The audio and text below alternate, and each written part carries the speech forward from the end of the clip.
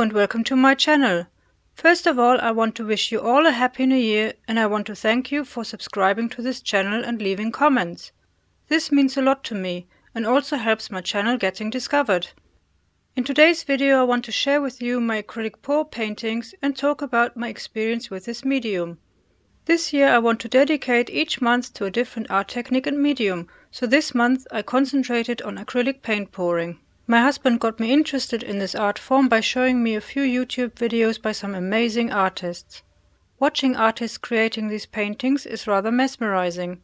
They make it look so easy. So of course I had to try this out for myself, and I bought myself the paint pouring experience set by Pebeo. This set consisted of one canvas board of a size 8 by 8 inches and these 4 bottles of premixed paints and this bottle of silicone oil. The latter is the magic ingredient for creating cells.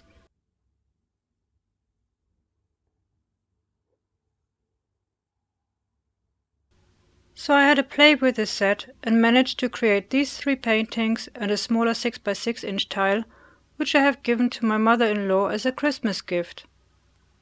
I really love the colors and I really enjoyed working with these paints. However, you don't get very far with these bottles, and buying premixed paints can get very expensive. You pay for the convenience of not having to mix the paints to make them pourable.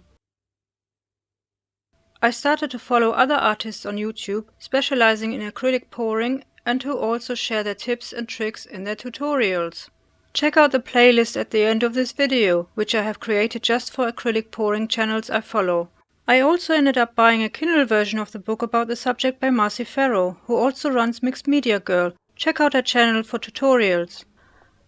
I'm also a member of 2 Facebook groups. One is called Acrylic Pouring and the other one is specific for the UK and is called Acrylic Pouring UK. These groups are very useful for sharing your work and asking for advice and recommendations. I bought this bottle of Pebeo pouring medium and various colors of Pebeo Studio acrylics. Mixing the paints was not difficult, though I noticed quickly that you will need extra water for so-called diner colors and metallics.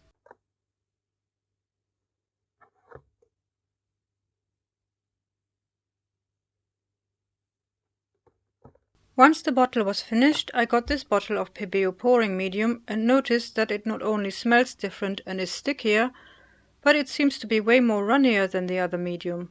So I had to experiment with my mixes.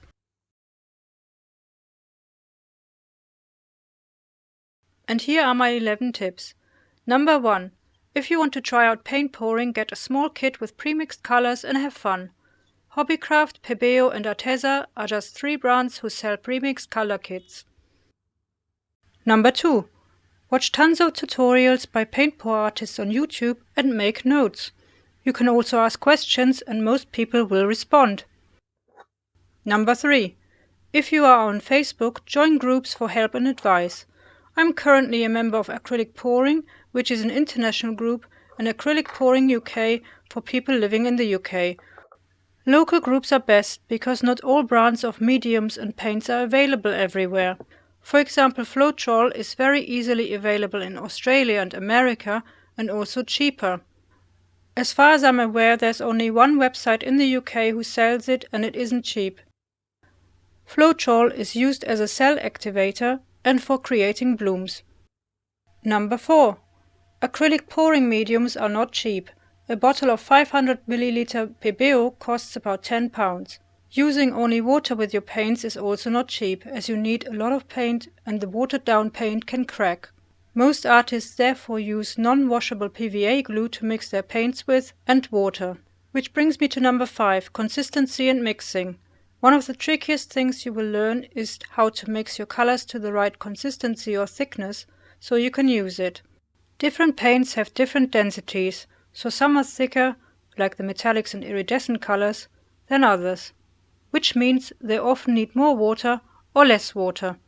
If you want to learn about the science behind this, I recommend you check out the channel of the Leftbrained Artist. He explains this very well in his videos and also shows you how to mix paints. He recommends to write down your mixes, how much glue and water and how much paint to mix, and he also recommends using weighing scales. A lot of people eyeball it though and don't use scales. If you want to know more about paint consistency, then I recommend to check out Gina de Luca's channel. In one of her videos she shows the 5 different types of consistencies which are used with different techniques. Getting the consistency right is crucial for a successful painting. Number 6. Learn about color theory and how to put together a nice color scheme. Most art books explain color theory. Number 7. Invest in a few quality acrylic paints or craft paints to start with. You don't need that many colors. Number 8. Make sure you have plenty of space to work in and cover it up with plastic sheets or similar. Paint pouring is super messy. I have ruined one jumper, which is now my painting jumper. Gloves are also useful.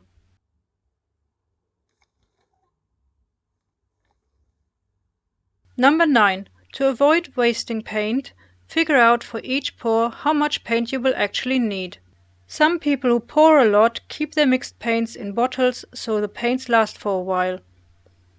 The Leftbrained Artist has a handy chart which shows you how to calculate the amount of paint you need for different sized and shaped canvases.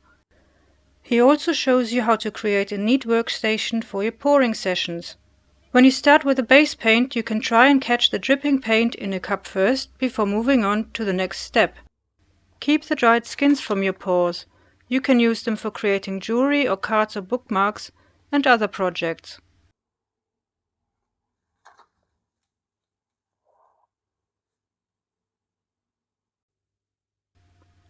Number 10. Tiles are great to practice on and to use as actual paint surfaces for your leftover paints.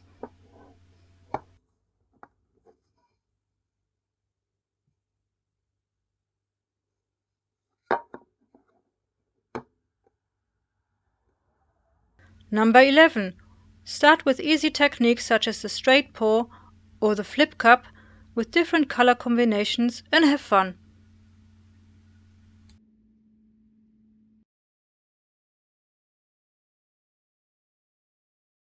For this painting I used the flip cup technique. You pour the colors in one cup and then you flip them on the canvas. Wait for a short while for the paint to run down the cup and then remove the cup. Then you start tilting the canvas to cover the canvas and the sides. For this painting I used cyan, white, iridescent blue and magenta. As you can see, the magenta is barely visible. This is because while all other colors are opaque, the magenta is transparent. Opaque colors are higher in density than transparent ones. I have other transparent paints and plan to use just those in a future pour painting. For the second painting I stuck with the flip cup method but used white, cyan, iridescent blue and purple. Both cyan and purple also had silicone added to them, which created these cells. As the stuff is oil, I will need to clean this off before varnishing. My next painting was an attempt at a ring pour. As you can see, not many rings in that pour as I messed up. They make it look so easy in the videos, but it is not that easy when you do it yourself. For this one I used white, black, gold and red, which is a lovely color combination. I wanted to try the ring pour again in this painting, and as you can see it is a total failure in that respect. In order to rescue the painting and add some interest, I started to create these spikes or swirls, which gives this a kind of marbling effect. For this effect I used a knitting needle and my ball stylus tools. The colors are white, black, gold, red and purple. I quite like it as it is. For this painting I used cyan, purple, white, iridescent blue, purple and cyan with silicone and poured it in a wandering motion on the canvas. I love the shimmer of the iridescent blue that comes through and the cells. I bought this tiny split cup on eBay to try it out. It can hold 4 ounces of paint in total. Filling each chamber though was a pain as they are very small and narrow. Cleaning them is tricky too. I had to mix extra red as I ran out. The colors are black, red, gold, red and black. For this painting I also used the ballpoint stylus to create the feather-like effect. For this painting I tried out a canvas board and a split cup with the following combination: black, white, purple, red and black. Though I still like the painting, it didn't come out as I hoped for. There's far too much black and you can barely see the purple and red. Tilting a canvas board like this is not so easy as it is hard to grip. I think I prefer my small canvases. I really like the colors in this painting. I went for a flip cup here. I used white, Prussian blue, cyan with silicone, turquoise with silicone, iridescent blue and gold. As you can see, the gold didn't really come through, but you can see a bit of the iridescent blue. I really like the Prussian blue, it is great for night skies. For this painting I was trying the swipe technique, but it didn't really go to plan. I need to practice swipes on the tile really. You have to work lightly and also be patient.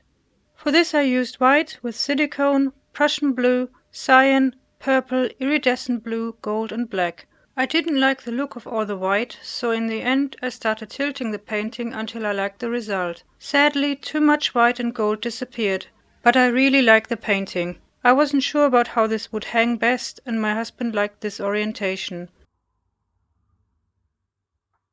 One of the artists I follow on YouTube is Chris Schneider, and I have added a few of her videos to my playlist.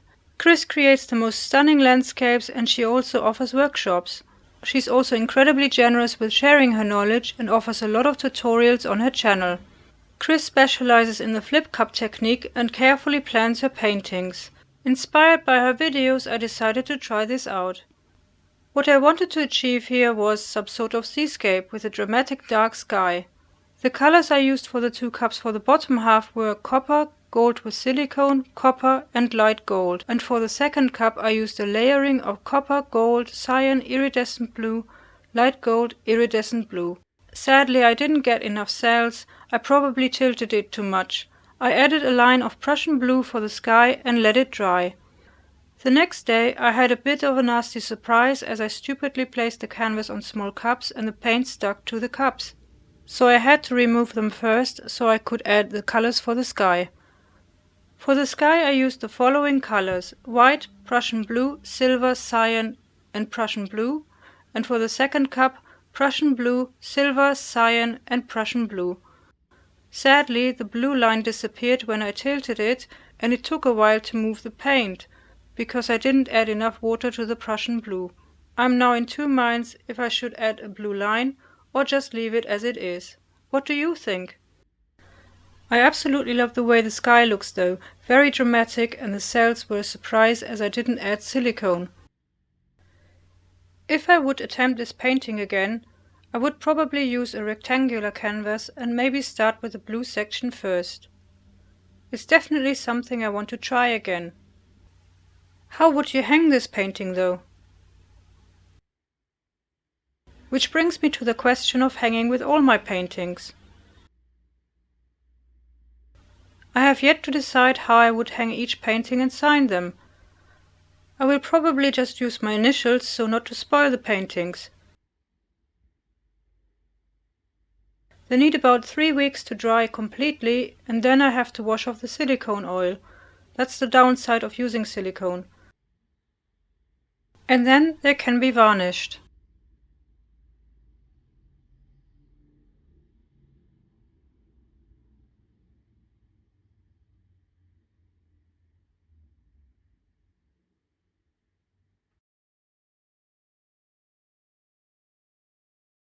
And here are the tiles that I created with the leftover paints. So with this tile I like this area here on its own, but not on the tile. So I will probably peel off the skin and reuse it.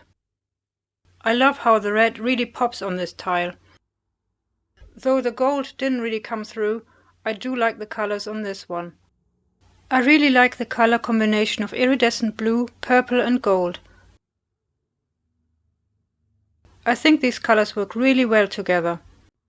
I love the colors on this tile. They have a beautiful shimmer and were made from leftover paints from my seascape.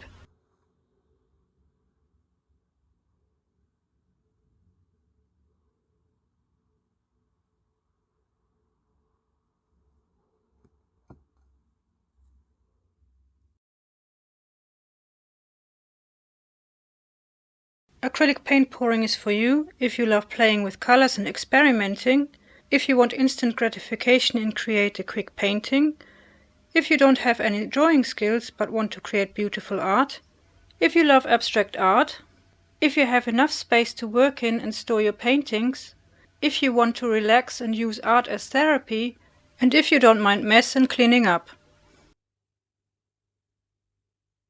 I really enjoyed this month of paint pouring and will probably create the occasional paint pour painting in the future. It is rather addictive. However, it's far more difficult than it looks in those videos. I realized that due to space constraints and the messiness of this art form, I won't pursue this as my main go-to art medium. I love how the paintings are all unique and the unpredictability of the pours, but find the mixing of paints a bit of a faff, and again I'm struggling with space.